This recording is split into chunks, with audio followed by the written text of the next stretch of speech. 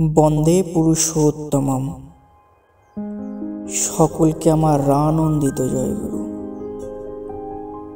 পরম দয়াল শ্রী শ্রী ঠাকুরের আমরা সৎ দীক্ষা গ্রহণ করেছি, সৎ মন্ত্র গ্রহণ করেছি ভালো থাকার জন্য এবং পরিবার এবং পারিপার্শ্বিককে ভালো রাখার জন্য।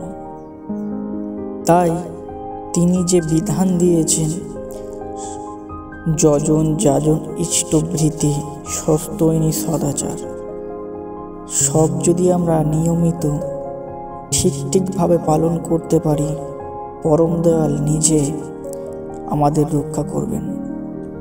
এমনই একটি ঘটনা আলোচনা প্রসঙ্গে আষাঢ় মাসের 1430 ইংরেজির জুলাই 2023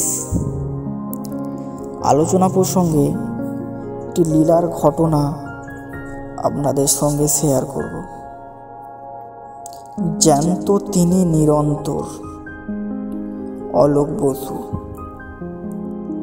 1950 সালে আমার বাবা শ্রী পরেশচন্দ্র বসু ওপার বাংলা থেকে একদম এক কাপড়ে উদ্যত হয়ে এপার বাংলায় চলে আসেন পরিবার নিয়ে।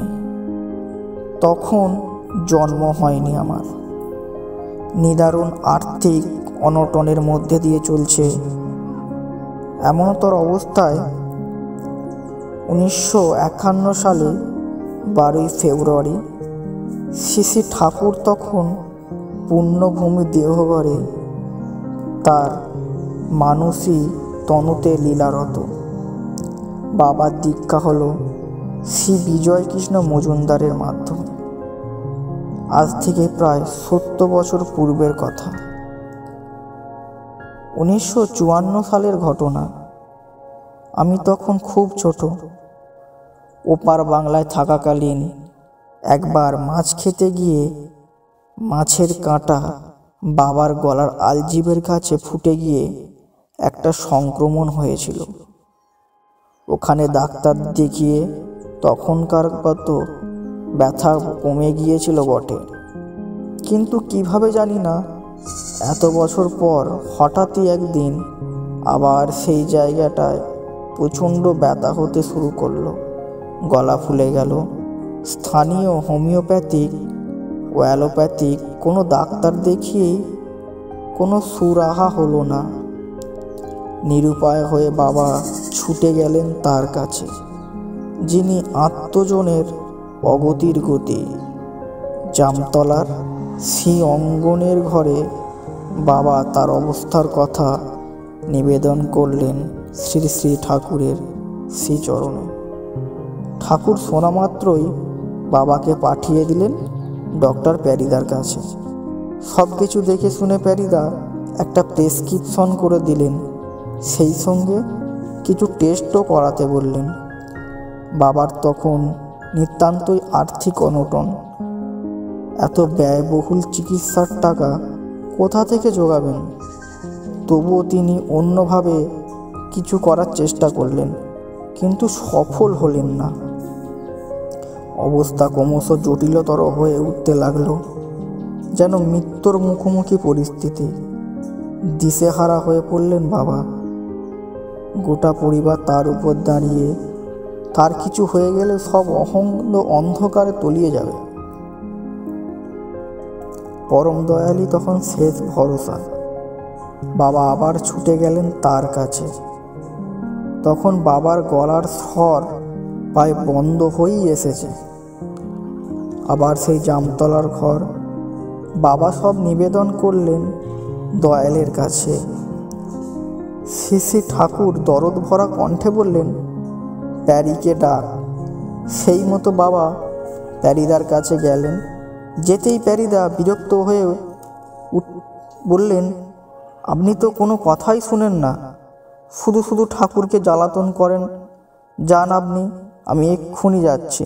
ডাক্তারের এমন ধমক খেয়ে বাবার মন ভেঙে গেল। তিনি ফিরে এসে ঠাকুরের কাছে গিয়ে বসলেন। প্যারিদা আসতে শ্রী শ্রী ঠাকুর বাবাকে দেখিয়ে বললেন, ইহের কি হয়েছে? উত্তরে প্যারিদা ক্ষুব্ধ স্বরে বললেন, আগে পরেশদাকে যা করতে বলেছি সেসব উনি কিছুই করেননি। ওনার রোগ সারে কি করে? প্যারিদার উত্তরটা ঠাকুরের মনের মতো হলো না। তিনি আবার বললেন, এর কি হয়েছে প্যারি?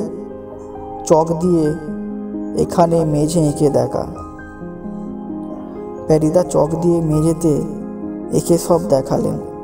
শ্রী ঠাকুর জিজ্ঞাসা করলেন, এতে কি হতে পারে? প্যারিদা বললেন, এতে এনার স্বর ভঙ্গ হতে পারে, এমনকি দ্রুত সংক্রমণ না কমলে আরও খারাপ কিছু হতে পারে। শুনে বাবা পরম দয়ালের দিকে তাকিয়ে চোখে জল আর ধরে রাখতে পারলেন না। ঠাকুর কিন্তু নিলিপ্ত ভঙ্গিমায় প্যারিদার দিকে তাকিয়ে শান্ত গলায় বললেন, ঠিক আছে, যাও। বেশ কিছুক্ষণ কেটে গেল। ঠাকুর তার আসনে বসে আছেন, মানুষজন আছে, সবই স্বাভাবিক ছন্দে চলছে। শুধু বাবা নিঃশব্দ শিশুর মতো কেঁদেই চলেছেন। খানিক পরে শ্রী ঠাকুর বাবার দিকে তাকিয়ে বললেন, যা, আর কোনোদিন ওষুধ খেতে হবে না, সবসময় পরম পিতাকে মাথায় নিয়ে চলবি। আজ 70 বছর হয়ে গেছে ঘটনাটি যখন ঘটে। তখন বাবার বয়স 27 কি 28। এখন তিনি 99 ছুঁই ছুঁই।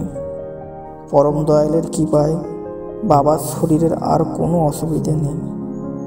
তার দয়ার পরশে যে সত্যি অসম্ভব সম্ভব হয়, বাবাই তার একমাত্র প্রত্যক্ষ শাস্তি। তাই আমরা যদি পরম দয়ালের যে নীতি দিয়েছেন সেগুলো যদি ঠিকভাবে পালন করতে পারি, পরম দয়াল নিজেই আমাদের ঠিক কোনো না কোনোভাবে ঠিক রক্ষা করবেন। জয় গুরু। বন্দে পুরুষোত্তমম।